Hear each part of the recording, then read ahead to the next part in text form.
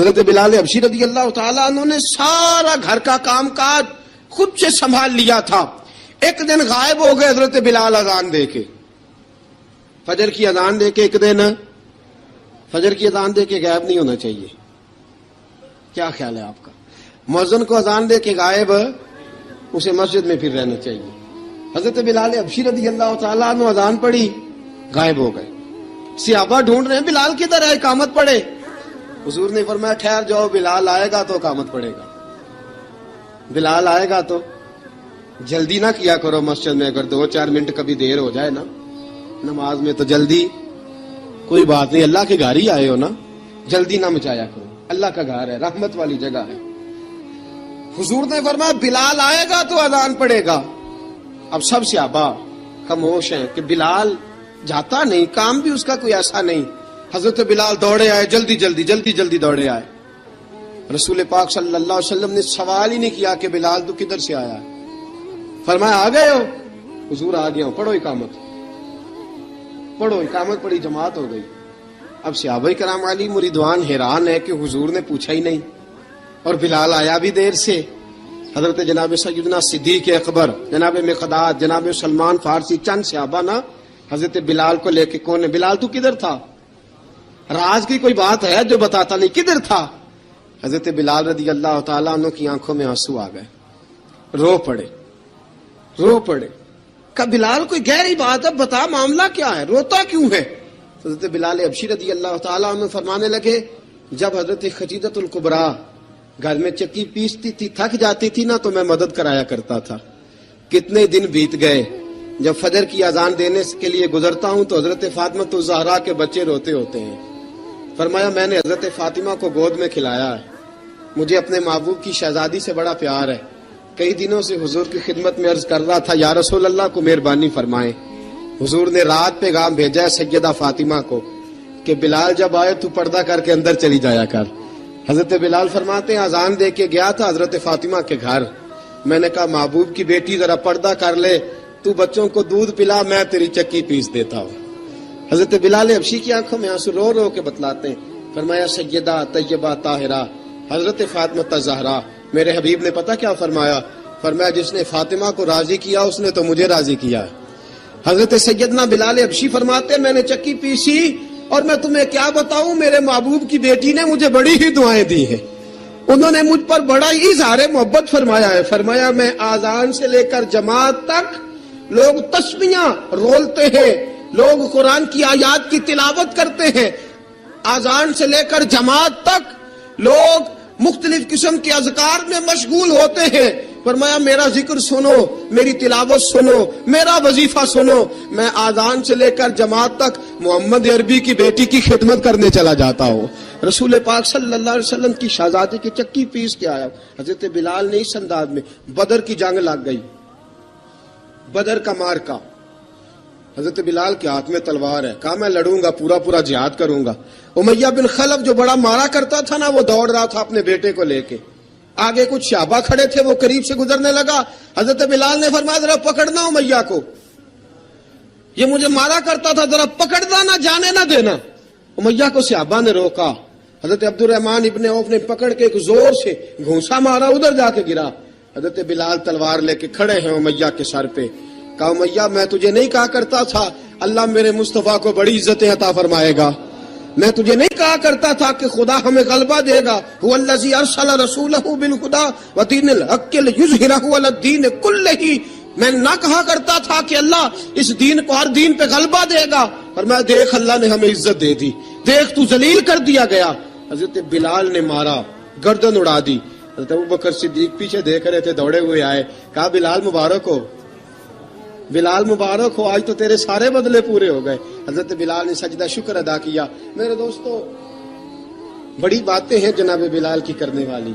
یہ وقت ساتھ نہیں نہ دیتا کسی کا, یہ رک جاتا ہے, یہ کہتا ہے کہ بس اب رک جاؤ, وقت ہو گیا آگے گزرنے کا. حضرت بلال حبشی رضی اللہ تعالیٰ عنہ رسول پاک کا وصال ہوا نا, حضرت بلال نے منہ سے لفظ ہی کوئی نہیں ادا کیا. کسی نے اپنا دکھڑا کسی انداز میں سنا لیا. حضرت عمر نے کہا, جس نے کہا حضور وصال کر کے گردن اڑا دوں گا. حضرت عثمان غنی نے کہا خبردار کوئی مجھے آ کے نہ بتائے کہ مصطفیٰ وصال کر گئے. حضرت علی المرتضیٰ رضی اللہ تعالیٰ عنہ نے فرمایا نہ بھائی میرے مصطفیٰ پر تو موت آتی نہیں جس طرح عام لوگوں پہ، سب لوگوں نے اپنے اپنے اظہار کر لیے نا، بلال نے کسی کو دکھ بتایا ہی نہیں. ایک کونے میں بیٹھ کے نا حضرت بلال اکیلے آنسو بہاتے رہے، کسی کو بتایا ہی نہیں، اکیلے روئے. ایک شخص کہنے لگا یار بلال بولتا نہیں، کہا نہ بلاؤ اسے. عصر کی نماز کا وقت ہوا نا تو وہ بلال جو کعبے کی چھت پہ بغیر سیڑھیوں کے چڑھ گیا تھا، وہ بلال جو کعبے کی چھت پہ بغیر کسی سہارے کے چڑھ گیا تھا، اس بلال کو کہا کہ بلال چڑھ ذرا آذان پڑھ، مسجد کی چھت پہ چڑھ جا. حضرت بلال کئی بار چڑھے اور کئی بار گرے، کئی بار چڑھے اور کئی بار گرے. حضرت بلال حبشی رضی اللہ تعالیٰ نے آواز دی، کہا سلمان میری مدد کرنا، میری مدد کرنا، اب مجھ سے چڑھا نہیں جاتا، اب مجھ سے جایا نہیں جاتا. جناب سلمان فارسی نے بھی سوال نہیں پوچھا کہ بلال تو بیمار ہے، یہ نہیں پوچھا. حضرت بلال کو 2-4 صحابہ نے اٹھایا، چھت پہ پہنچایا. بلال نے اذان شروع کی. جب کہا نا اللہ اکبر اللہ اکبر، وہ آواز جس میں بڑا سوز ہوتا تھا، بڑی درد، بڑی بلندی ہوتی تھی، بڑا جوش خروش ہوتا تھا، آج وہ آواز دب گئی. جب بلال نے کہا نا اشہد ان لا الہ الا اللہ، حضرت بلال رضی اللہ تعالیٰ عنہ نے تھوڑی دیر روک کے سانس لیا. جب کہا نا اشہد ان محمد الرسول اللہ، جو سارے چپ کھڑے تھے نا ان میں سے ایک بابا رو پڑا، جس کا نام ابو بکر صدیق تھا. جب حضرت ابو بکر صدیق کی آنکھ میں آنسو آیا تو حضرت بلال چھت کے اوپر زمین پہ گرے، زمین پہ گرے اور کہا ابو بکر یہ ڈیوٹی کسی اور کی لگا دے، یہ ڈیوٹی کسی اور کی لگا دے، اب میری روح اجازت نہیں دیتی، مصطفیٰ کریم کے بعد مجھ سے اذان نہیں پڑھی جائے گی. آپ نے واقعہ سن رکھا ہے کہ ایک بار صحابہ نے بلایا، دوبارہ آئے، حضور خواب میں ملے، کہا بلال تو آتا کیوں نہیں؟ بلال چھوڑ کے چلے گئے تھے. فرمایا اب میرا یہاں دل نہیں لگتا. ملک شام کے شہر حلب میں چلے گئے تھے، چھوڑ دیا تھا مدینہ منورہ، اب میری نگاہوں میں جچتا نہیں کوئی، جیسے میرے محبوب ہیں ایسا نہیں کوئی. حضور خواب میں ملے، آئے مدینے. حضرت بلال آخری بار، لوگوں نے کہا اذان پڑھو، کہا مجھے وہ اذان بھول ہی گئی ہے جو مجھے مصطفیٰ کریم کے زمانے میں پڑھا کرتا تھا، مجھ سے نہیں پڑھی جاتی، نہ مجھے کہو، میں کیسے پڑھوں؟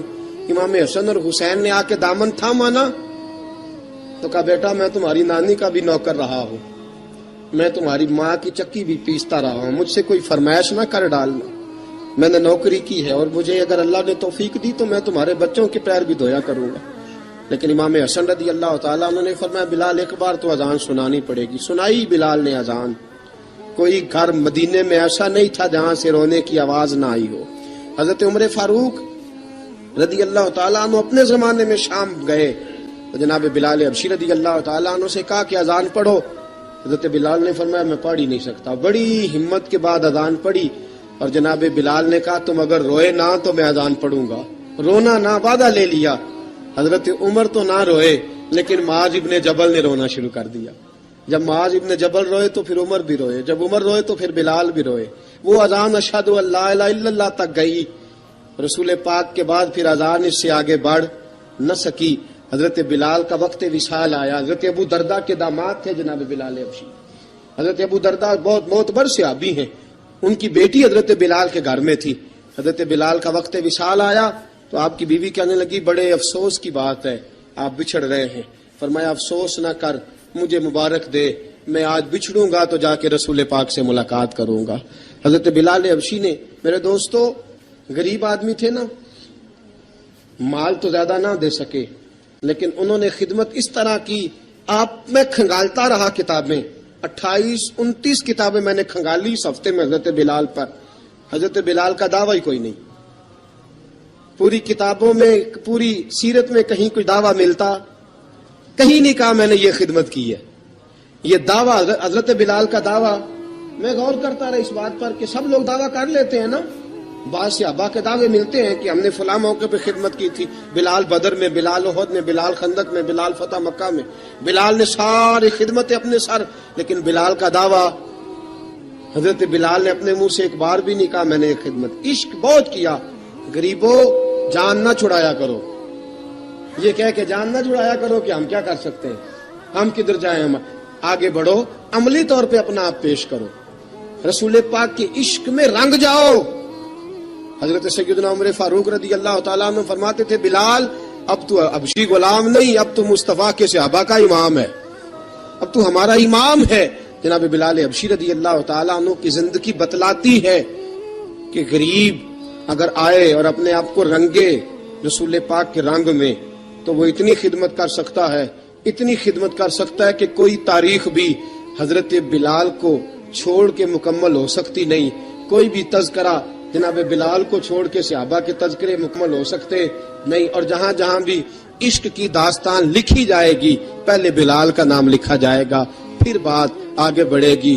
اللہ ہمیں بھی حضرت بلال کے عشق کا قطرہ نصیب کرے، ہمیشہ مدحت خیر الانام میں گزرے. دعا ہے یہ عمر درود و سلام میں گزرے. وآخر دعوانا ان الحمد. بچڑ گیا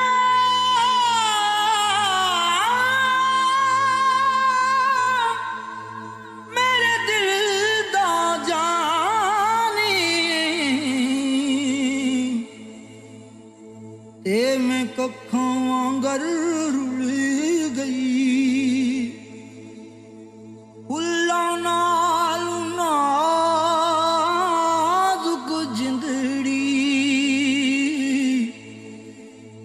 میری وچ کنڈیاں دے رل گئی. کم سجنا دے مار مکایا